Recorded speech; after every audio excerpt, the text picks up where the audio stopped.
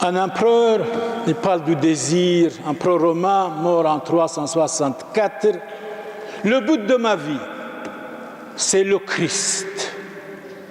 C'est tellement quand vous donnez à vos enfants le nom de la Vierge Marie, de Jésus-Christ,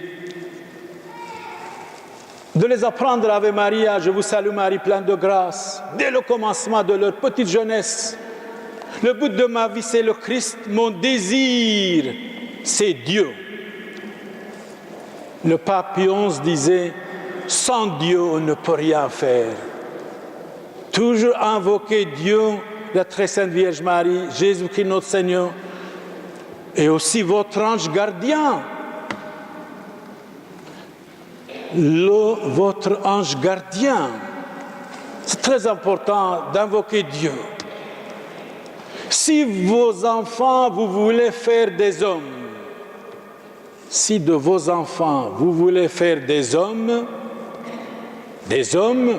pas de girouettes, pas de marionnettes, c'est une femme qui dit ça, la femme de Pythagore, 6e siècle avant Jésus-Christ. Regardez ce qu'il dit cette femme.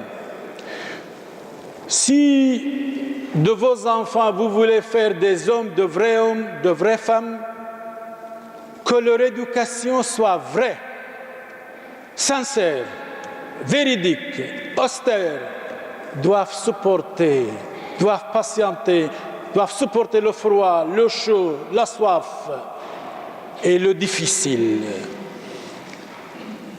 Nous avons besoin de beaucoup de choses.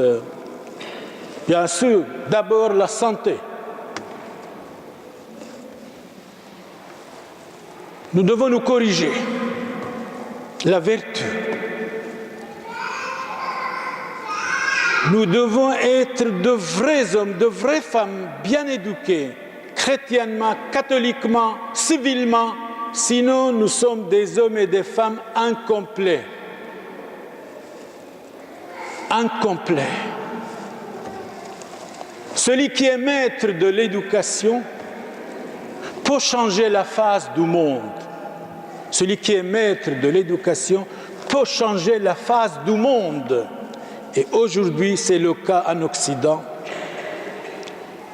Il y en a des maîtres de l'éducation pour dévier les gens, les chrétiens, la jeunesse, le christianisme, vers d'autres chemins, pleins d'épines, pleins de misère, des chemins incomplets.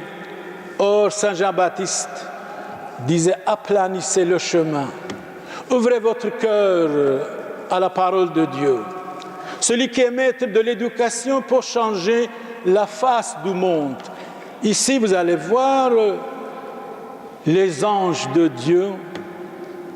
C'est dans l'Évangile, Saint Matthieu dit, gardez-vous de mépriser un seul de ces petits, je vous dis, le Christ, que leurs anges dans les cieux voient continuellement la face de mon Père qui est dans les cieux.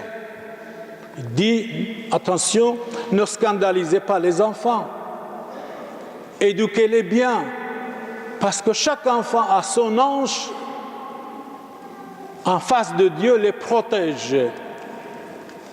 Bien sûr, quand l'enfant, quelqu'un, une dame disait, oui, mais nos enfants ne n'écoutent plus. Ils tombent dans les rivières, ils tombent partout, ils sont noyés. C'est normal quand l'enfant n'est pas bien formé, bien éduqué, bien façonné, l'enfant devient un petit peu sauvage. Un petit peu sauvage. Malheur au monde à cause des scandales, Jésus dit. Ils sont inévitables, les scandales. Mais malheur pour l'homme qui les cause. On n'a pas le droit de causer les scandales. On a le droit de donner des exemples, de modèles. On dit l'exemple vient d'en haut. Jacob disait, Jacob de la Bible, le fils d'Isaac. Isaac, c'est le fils d'Abraham. J'ai vu Dieu face à face. J'ai vu Dieu face à face.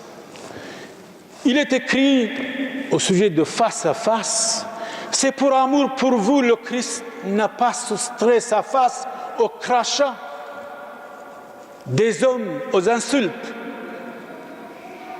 Jésus a été giflé, insulté, bafoué, calomnié, faux témoin, pour nous sauver de nos péchés.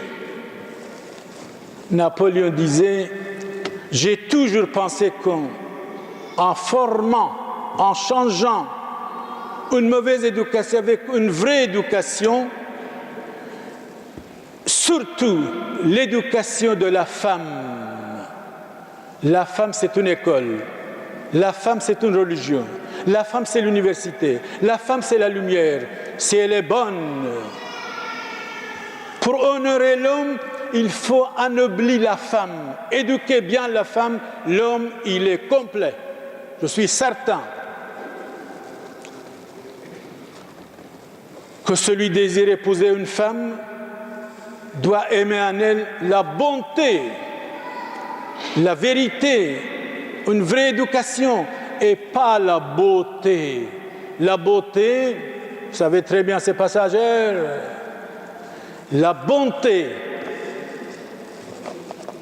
Une femme, disait Honoré de Balzac, n'est pas un instrument de plaisir, mais l'honneur et la vertu de sa maison. Une femme doit fonder une famille, ne doit pas courir sur les chemins, ne doit pas rester à 1h du matin sur les places publiques pour être attaquée ou violée ou malmenée. De la femme vient la lumière. La femme et la famille. Notre pape Benoît XVI, au jour de la Sainte Famille, disait « c'est la famille et la femme sont l'avenir de l'humanité ». Mais tout particulièrement, notre pape disait, Benoît XVI, c'est la famille qui est l'avenir de l'humanité. En français, un poète français, Louis Aragon, disait « mais non, la femme c'est l'avenir ». Mais s'il n'y a pas de famille, de vraie famille, il n'y aura pas de vraie femme.